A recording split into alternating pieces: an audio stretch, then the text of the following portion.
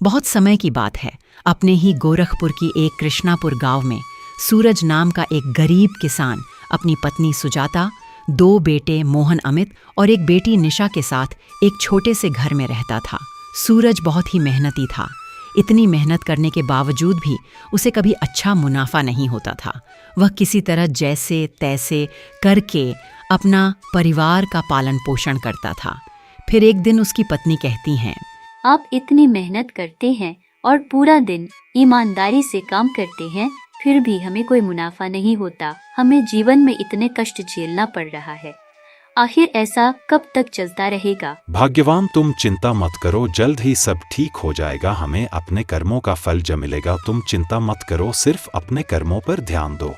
जी, मैं तो अपने कर्मों पर ही ध्यान दे रही हूँ। मैं आपके साथ हमेशा खड़ी रहती हूँ। हम लोग कितनी मेहनत करते हैं और हम लोग कभी किसी का बुरा भी नहीं सोचते हैं, तो आखिर हमें हमारे कर्मों का फल कब मिलेगा? सुजाता, तुम इतना चिंतित मत हो, हमें धैर्य से काम करना है। अगर हम सब्र करेंगे तो हमें फल भी अच्छा मिलेगा। कोमल बहुत ही अच्छा इंसान था।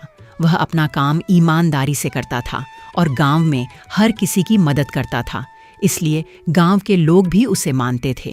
फिर इसी तरह समय बीतता गया।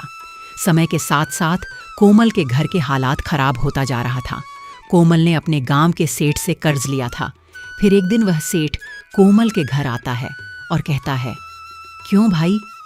कोमल, क्या तुम मेरा कर्ज वापस नहीं करना चाहते? सेठ जी, ऐसा नहीं है, मैं आपका कर्ज जल्द ही चुका दूंगा। तो भाई, तुमने पिछले 4 महीनों से ब्याज क्यों नहीं दिया? सेठ जी, अभी हमारे पास पैसों की तंगी चल रही है, इसलिए मैं आपको ब्याज नहीं दे पाया। मुझे थोड़ा समय और दे दीजिए, मैं आपका सारा ब्याज अवश्य चुका दूंगा। कोमल, इसमें मैं कुछ नहीं कर सकता। देखो, जो जायज है उसके अनुसार ही तुमको काम करना पड़ेगा। मैं तुम्हें 1 महीने की और समय देता हूं। अगर तुम पूरे 4 महीनों की ब्याज दे दोगे तो ठीक है, नहीं तो मैं तुम्हारा घर पर कब्जा कर लूंगा। इतना कहकर सेठ वहां से चला जाता है। यह सब सुनकर कोमल उदास हो जाता है और यह बात कोमल अपनी पत्नी को नहीं बताता है। अगले दिन से कोमल अपने खेतों में पूरी मेहनत से काम करता है, फिर भी कोई मुनाफा नहीं होता। फिर इसी तरह 1 महीना बीत जाता है और सेठ कोमल की घर पर कब्जा कर लेता है। ये सब होने के बाद किसान बहुत ज्यादा उदास हो जाता है और घर जाकर सारी बातें अपनी पत्नी सुजाता को बता देता है। फिर उसकी पत्नी कहती हैं, जी, मैं तो आपसे कहती थी कि हमारी किस्मत में कुछ भी अच्छा नहीं लिखा है। अब देखिए ना, हम कितनी मेहनत करते थे, फिर भी हमारे साथ ऐसा हो रहा है। हमारे पास तो एक ही घर थी, अब वह भी नहीं रहा। अब हम भला क्या करेंगे? हम किस तरह अपना गुजारा करेंगे? भाग्यवान, तुम चिंता मत करो, सब ठीक हो जाएगा। यह सब सुनकर कोमल की पत्नी सुजाता वहां से चली जाती है। इसी तरह कई दिन बीत जाते हैं। अब कोमल दूसरों के खेतों में काम करने लगा। फिर एक दिन की बात है, जब कोमल एक व्यापारी के खेत में काम कर रहा था, तभी उसे वहां पर एक गाय दिखाई दिया। गाय भूख से पीड़ित थी। कोमल उस गाय को अपने घर ले गया। फिर कोमल का बेटा कल्लू वहां पर आता है और गाय को चारा देता है। उसके बाद वह अपने पिता से कहता है, पिताजी, आपको यह गाय कहाँ से मिली? बेटा, मुझे यह गाय व्यापार के खेत में मिली। जब मैं काम कर रहा था तब मैंने इसे भूख से पीड़ित हालत में पाया, तो मैंने सोचा क्यों ना इसे अपने घर ले चलूं। फिर मैंने इसे घर ले आया। तभी गाय बोली, कोमल, हमारी सहायता करने के लिए शुक्रिया। गाय की बात सुनकर कोमल हैरान हो गया। क्या तुम बोल सकती हो? मुझे तो यकीन ही नहीं हो रहा है। हाँ कोमल, मैं बोल सकती हूँ। मैं कैसे तुम्हारा शुक्रिया करूँ? तभी वहां पर कोमल की पत्नी आ जाती है और गाय को बोलते हुए देखकर वह भी आश्चर्यचकित हो जाती है। कोमल, मैं एक जादुई गाय हूँ। तुमने मेरी सहायता की है, इसलिए मैं तुम्हारी कोई भी इच्छा पूरी कर सकती हूँ। नहीं, तुमसे मुझे कुछ नहीं चाहिए। तब उसकी पत्नी कहती है, मेरी एक इच्छा है। हम चाहते हैं कि हम बहुत ज्यादा धनी हो जाएं। फिर कोमल भी यह बात मान जाता है और गाय से कहता है, हाँ, हम भी धनी होना चाहते हैं। फिर क्या कोमल के सामने एक बड़ा सा मटका आ जाता है जिसमें बहुत सारा स्वर्ण मुद्रा भरा होता है।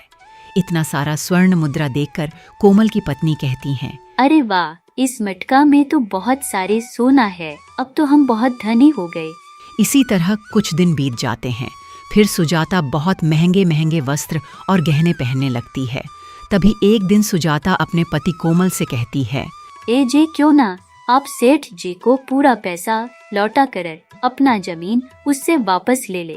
हाँ सुजाता, तुम ठीक कहती हो, मैं अभी सेठ जी के पास जाता हूँ।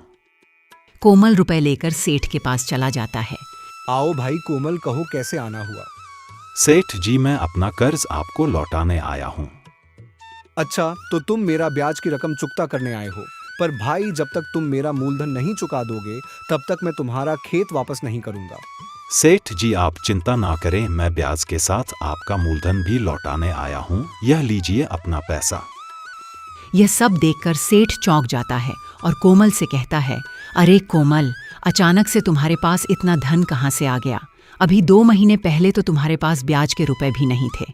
बस सेठ जी, बस आपको रुपए मिल गए, अब आप हमारी खेत का कागजात लौटा दीजिए। कोमल खेत का कागज लेकर अपने घर लौट गया। यह सब सुनकर सुजाता बहुत खुश हो जाती है। अब कोमल और सुजाता गांव के सबसे अमीर व्यक्ति हो गए थे। सुजाता उस जादुई गाय से बहुत सारा धन मांगती रहती थी। उसकी लालच दिन प दिन बढ़ती जा रही थी। वहीं दूसरी तरफ कोमल धन के लालच में दिन प दिन अंधा होता जा रहा था। कोमल और सुजाता दूसरों को कुछ भी नहीं समझते थे। वे लोग गांव के सभी लोगों के साथ बहुत ज्यादा बुरा व्यवहार करने लगे थे। जब सेठ को यह सब बात पता चला कि अब कोमल बहुत ज्यादा अमीर हो गया है, तो सेठ कोमल को ज्यादा उकसाने लगा, क्योंकि कोमल लोगों को कम ब्याज दर पर रुपए देने लगा था। कोमल के बुरे कर्मों का फल उसके बेटे कल्लू को मिलता। वो बहुत ही बीमार हो गया था। कोमल वैद्य को बुलाता है और बेटे को बचाना चाहता है। भाई, आपका बेटा ऐसी बीमारी से ग्रस्त है कि इसे दुनिया के कोई भी वैद्य नहीं ठीक कर सकता। वैद्य जी, मेरे पास बहुत सारा धन है, फिर भी आप मेरे बेटे का इलाज क्यों नहीं करते? आपको जितना पैसा चाहिए ले लो। भाई साहब, जीवन में हर चीज केवल धन से ही नहीं होता। कुछ चीजें ऐसी होती है जो धन से परे होती है। हमें धन को इतना महत्व नहीं देना चाहिए, नहीं तो हमें एक ना एक दिन बहुत ज्यादा पछताना पड़ता है। इतना कहकर वैद्य वहां से चला जाता है। फिर पता नहीं हमारे बेटे को किसकी नजर लग गई। यह इतना बीमार हो गया कि कहीं पर भी इसका इलाज संभव नहीं है। हमारे बेटे की हालत दिन पर दिन खराब होती जा रही है। हाँ सुजाता, तुम बिल्कुल सही कह रही हो। पता नहीं हमारे बेटों को क्या हो गया है, अब यह भला कैसे ठीक होगा। इतना कहकर कोमल भी रोने लगा। यह सब बात उसकी बेटी निशा सुन लेती है और वह कहती है, पिताजी, आप लोग अजीब अजीब सी बातें क्यों कर रहे हैं? नहीं बेटा, हम लोग भला अजीब सी बातें क्यों करेंगे? पिताजी, क्या इतना कुछ होने के बावजूद भी आपको लगता है कि धन से दुनिया में सब कुछ संभव है? भैया को किसी की बुरी नजर नहीं लगी है, बल्कि यह सब आपकी और माँ की कर्मों का फल है। आप धन के लालच में इतने अंधे हो गए थे कि पिछले दिन भी आप लोगों को याद नहीं आई। आप लोगों ने गांव के लोगों पर जो शोषण किया है, ये सब उसी का फल है। बेटी, तुम बिल्कुल सही कह रही हो। हम धन के लालच में कुछ ज्यादा ही अंधा हो गए थे, जिसके कारण आज हमें यह दिन देखना पड़ रहा है। इसी के कारण हमारे बेटे को भी सजा भुगतनी पड़ रही है। हाँ जी, आप बिल्कुल सही कह रहे हैं। हमने बहुत ही बुरा किया है। हमें ऐसा नहीं करना चाहिए था। हमने गरीबों पर बहुत अत्याचार किया है। तभी सुजाता अपनी पुरानी बीते हुए समय को याद करते हुए कहती है, काश हमारी भी जीवन पहले जैसा हो जाता। हमें अब इतने धन की आवश्यकता नहीं है। जब हमारे साथ मेरा बेटा ही नहीं रहेगा तो हम इस धन का क्या करेंगे? इतना कहकर सुजाता बहुत ज्यादा रोने लगती है। तभी वहां पर जादुई गाय आ जाती है और कहती है, चलो, कम से कम अब तो तुम्हें अपनी गलती का एहसास हो गया। फिर कोमल और सुजाता भी गाय से अपनी गलती का माफी मांगते हैं। मैं तुम्हारी कोई भी एक आखिरी इच्छा पूरी कर सकती हूँ। बोलो, क्या चाहिए तुम्हें? मैं चाहती हूँ कि मेरा परिवार पहले जैसा था, सब कुछ वैसा ही हो जाए। मैं नहीं चाहती कि हमारे पास ज्यादा धन हो। ठीक है, अब बिल्कुल ऐसा ही होगा।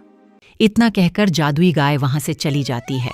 फिर सुबह होते ही सब कुछ पहले जैसा हो जाता है। अब कल्लू की तबीयत भी बिल्कुल ठीक हो जाती है। फिर कोमल और उसकी पत्नी सुजाता अपने तीनों बच्चों कल्लू, अमित और निशा के साथ हंसी खुशी जिंदगी बिताने लगते हैं।